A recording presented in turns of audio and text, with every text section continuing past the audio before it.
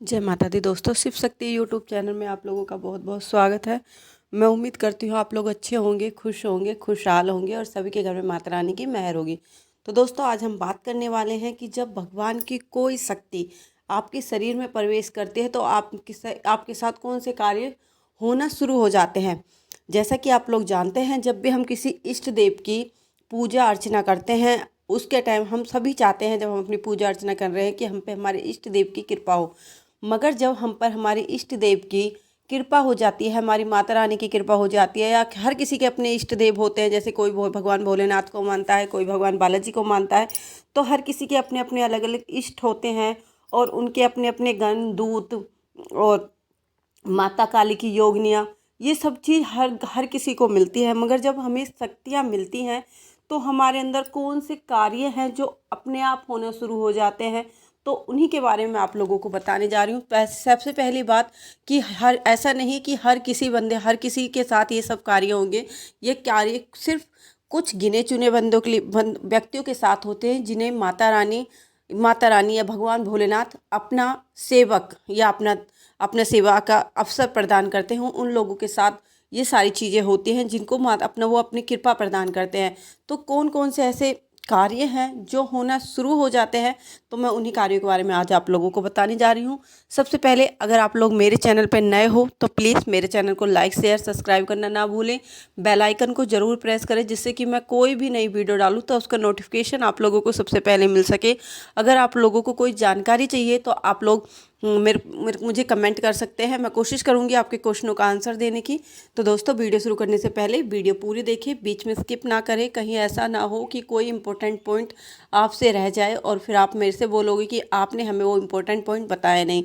तो दोस्तों, मैं अपनी वीडियो शुरू करती हूँ। सबसे पहले, जब भी हमारे ऊपर किसी भी देवीय शक्ति या भगवान की शक्ति हमें प्राप्त होती है, उनकी कृपा हमारे ऊपर आती है, तो हमारे स्वभाव का कार्य करने का तरीका बदल जाता है। मतलब हमारा जो स्वभाव होता है वो चेंज होने लगता है। मतलब कि जिस भी भगवान की इष्ट की कृपा हमारे ऊपर आती है, हमारे सोचने का तरीका, बोलने का, सुनने का तरीका बिल्कुल चेंज हो जाता है और उस इष्ट देव के से गुण हमारे अंदर अपने आप ही आने लगते हैं। तो ये किस कारण होता है? ये इसी कारण होता है कि जब हमारे ऊपर हमारे इष्ट की या भगवान की कृपा होती है, जिनके कारण हमारे साथ ये सारे बदलाव होते हैं।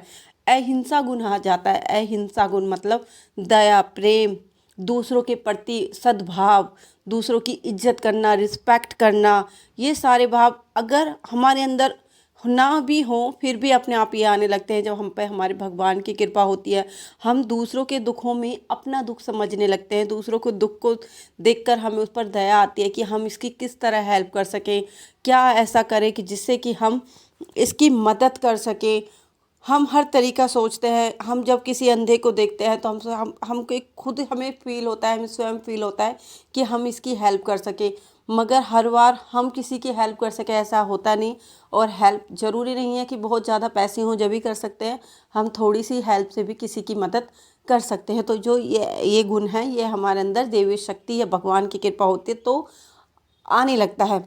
देवता की तरफ आकर्षण बढ़ने लगता है। जिस भी देवता की आप पूजा करते हो, चाहे आप माता रानी की करते हो, चाहे आप बालाजी महाराज की करते हो, चाहे आप शिव शंकर भोलेनाथ की करते हो, या किसी भी अन्य देवता की आप जब पूजा करते हो और जब उनकी शक्तियों का आपके शरीर पर प्रवेश करती हैं या आने लगती हैं, तो आपका उनकी तरफ क्या होता है? आपका उनकी तरफ आकर्षण बढ़ने लगता है। आपको पूजा करने में, मंत्र जाप करने में, मंदिर जाने में अच्छा लगता है। और जो आपकी पूजा का समय होता है, आप उसे थोड़ा सा और बढ़ाना चाहते हो। आपको जब पूजा करते हो या मंत्र करते हो तो आपको एक खुशी का अनुभव होता है, एक खुशी आपको महसूस होती है। आपका पूजा में पूर्ण रूप से आप भगवान को, अपने इष्ट देव को, अपने आप को समर्पित कर देते हो। आप सब दुनियादारी भूल जाते बैठते हो जब पूजा के टाइम।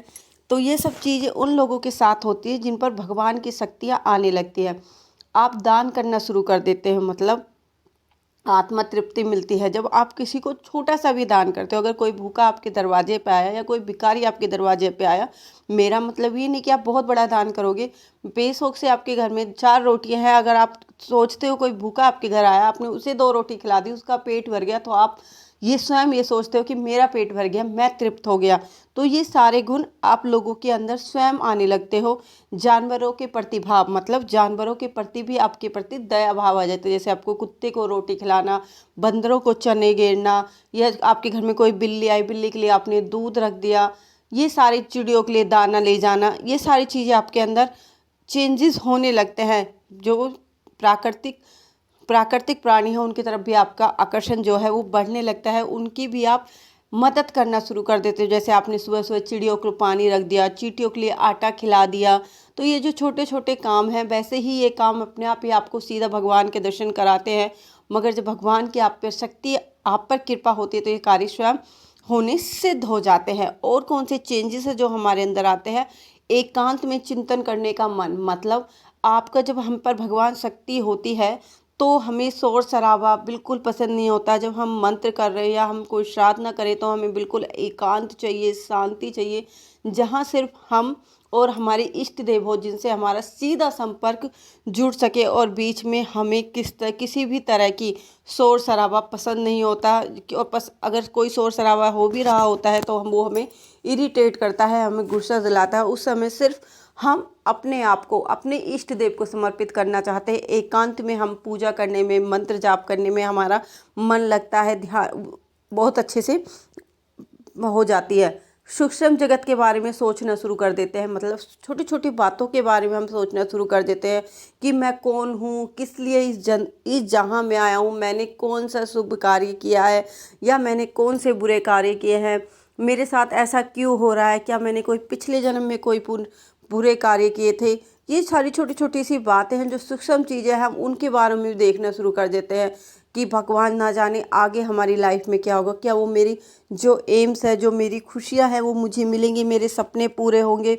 ये छोटे छोटे बात होती हैं जिनके बारे में हम बहुत गहराई तक चले जाते हैं। क्यों? क्योंकि हमारे ऊपर हमारी इष्ट देव की कृपा होती है। भगवान की जब शक्ति हमारे शरीर पर होती है तो तभी हमारे साथ ये सारे बदलाव हमें देखने को मिलते हैं।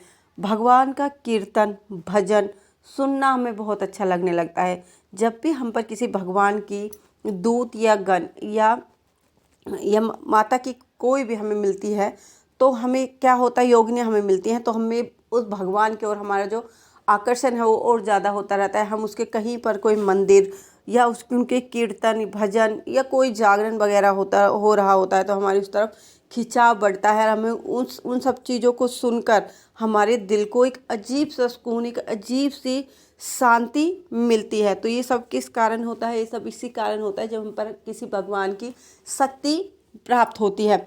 भगवान ना करें हर किसी को भगवान अपनी शक्ति दे, हर किसी को भगवान अपने चरणों में सेवा करने का मौका ज़रूर दे।